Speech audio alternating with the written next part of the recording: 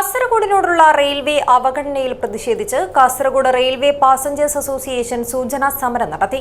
രാവിലെയും വൈകുന്നേരവും fast passenger train, പുറമെ മെമു ട്രെയിൻ അനുവദിച്ച് യാത്രക്കാരുടെ വീർപ്പുമുട്ടലിന് പരിഹാരം കാണണമെന്നതടക്കമുള്ള വിവിധ ആവശ്യങ്ങൾ ഉന്നയിച്ചാണ് സമരം നടത്തിയത്.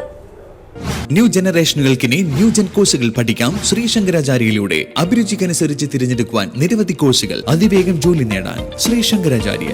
Gulf Bazar building near new bus stand, Kasaragod. Contact 8547508088.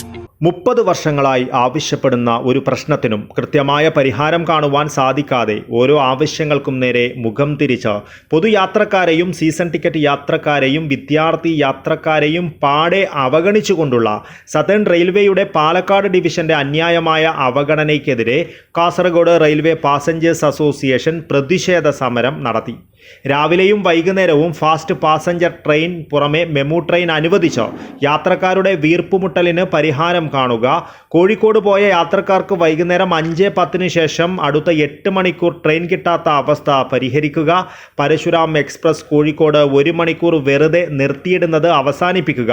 Palakkad Kannur special train Manjeshwaram വരെ നീട്ടുക. മംഗലാപുരം കോഴിക്കോട് റൂട്ടിൽ ജനശതാബ്ദി വണ്ടി ഓടിക്കുക. കണ്ണൂരിലെ യാത്ര അവസാനിക്കുന്ന 9 ട്രെയിനുകളിൽ 2 ട്രെയിനുകൾ കാസർഗോട്ടേക്കും മഞ്ചേശ്വരത്തേക്കും നീട്ടി യാത്രക്കാർക്ക് സൗകര്യമൊരുക്കുക. കാസർഗോഡും മഞ്ചേശ്വരത്തും രാത്രി ഹോൾട്ടിംഗ് ട്രെയിനുകൾ അനുവദിക്കുകയും സ്റ്റേഷനുകളിൽ അടിസ്ഥാന സൗകര്യങ്ങൾ മെച്ചപ്പെടുത്തുകയും ചെയ്യുക. കോട്ടിക്കുളം, കുമ്പള, ഉപ്പള, മഞ്ചേശ്വരം സ്റ്റേഷനുകളിൽ അടിസ്ഥാന സൗകര്യങ്ങൾ വർദ്ധിപ്പിക്കുക. 24 മണിക്കൂറും പ്രീപെയ്ഡ് ഓട്ടോ സംവിധാനം ഉണ്ടാക്കുക തുടങ്ങിയ ഒട്ടേറെ അവഗണനാ വിഷയങ്ങൾ ഉയർത്തിക്കാട്ടിയാണ് പ്രതിഷേധ സമരം സംഘടിപ്പിച്ചത്. Association president R Prashant Kumar, general secretary Nasar Cherkalam, coordinator Nisar Perwad, Welfare Party വനിതാ wing president Sahida Ilyas, treasurer MA Muneer, vice president advocate TE Anwar എന്നിവർ സംസാരിച്ചു. മറ്റു ട്രെയിനുകൾ അനുവദിക്കുമ്പോൾ റവന്യൂയുടെ അളവ് പരിശോധിച്ചതാണ്.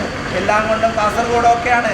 പക്ഷേ കാസർഗോഡിൻ്റെ ആവശ്യം മാത്രം അവഗണിച്ചുകൊണ്ട് ഷൊർണൂരിൽ നിന്ന് കണ്ണൂർ വരെ ഉണ്ടായിരുന്ന സ്പെഷ്യൽ ട്രെയിൻ അത് കണ്ണൂരിൽ നിന്ന് കാസർഗോട്ടേക്ക് അനുവദിക്കുന്നതിന് പകരം ഷൊർണൂരിൽ നിന്ന് പാലക്കാട്ടേക്ക് അനുവദിക്കുന്ന തലതിരിഞ്ഞ സമീപനമാണ് റെയിൽവേ സ്വീകരിച്ചിട്ടുള്ളത്.